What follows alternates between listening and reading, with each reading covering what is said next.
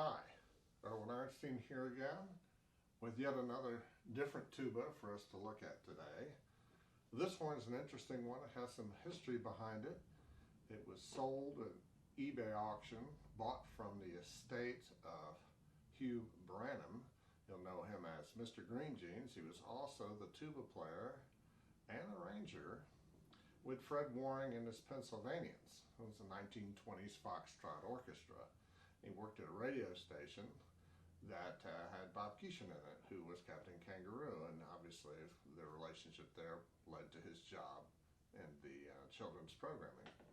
Anyway, he's being a tuba player. This horn was bought from his estate, and it was sold on eBay, billed as a Conn 36. Now, Conn 36J would be similar to a Conn 20J, but with forward action long throw valves rather than the 20J short throw valves, which have the oblong passages between the valves which shorten the throw and made the transitions a little odd between the horn. I used to have one. It's a very powerful horn.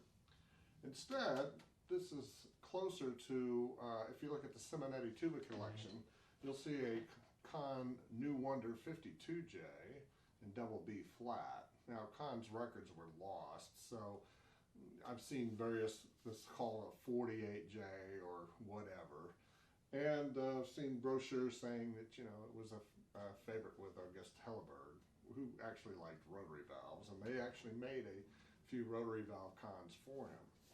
Anywho, this is a .695 bore horn. It's not a 36J, it's a 52, we'll call it that.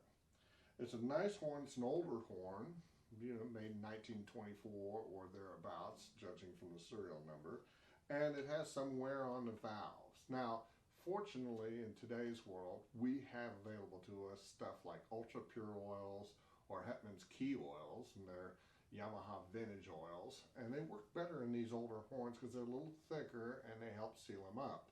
Now, with its horn, for example, the third valve, even with the Ultra Pure's light bearing oil, which is great for older horns with valves, and I know because I have a bunch of them, you've seen them in my videos, this one actually took Hetman's heavy key oil to seal it up. But once I did, and you give the third valve a good push, you can hear the thump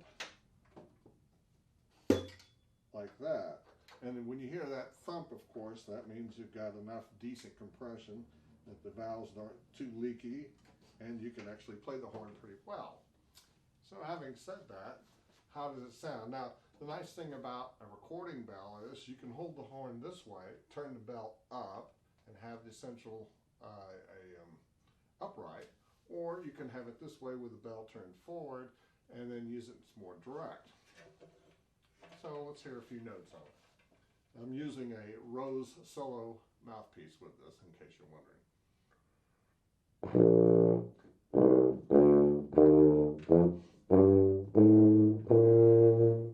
As it gets up in the high end, it's pretty good, but it's not bad in the lower end either. I've only had the horn a couple of weeks, and what I was really looking for was a little bigger bore horn. But for what this does, it does it pretty well. So let's have a listen to a little Alice Blue Gown, which I played in a different video, and see how it sounds.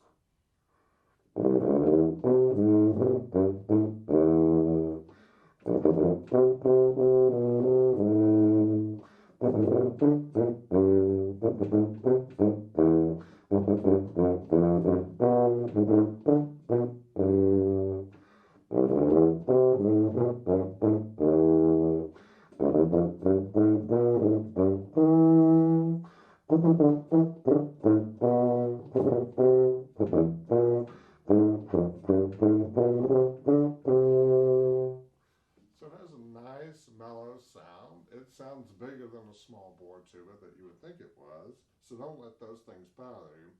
Also note that, of course, with different mouthpiece changes, I think they affect the tuba maybe more than any other instrument. And of course, in playing tubas, and I play all these different horns, they all react differently. They all play a little differently, and it takes a little while to get used to them, so you can't make any snap decisions about them. But let's hear a few scales. And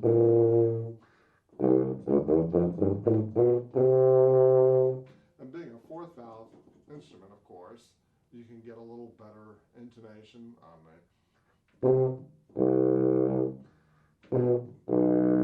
versus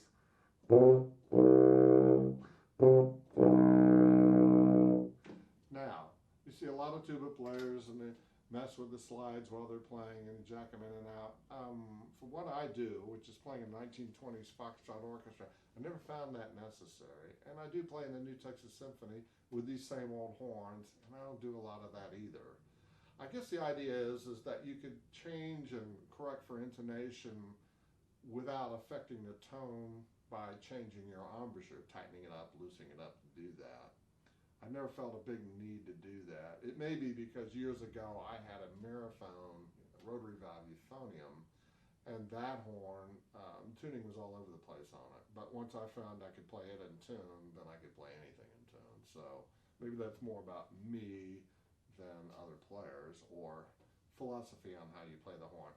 Also, I've noticed that when we're playing these bouncy bass lines, like in the 1920 style, and you can see my other videos of the Singapore slingers, they don't stay on a note so long that you would hear intonation problems. And held notes tend to help with sforzando, so that I get out of the way so that you hear all the stuff that the saxophones or the trumpets or the trombone or the strings are doing in the Foxtrot orchestra. I just kind of set the bass sound and then get out of their way. So again, I don't feel a huge need to deal with that kind of stuff. So a few more notes, and I'll let you go.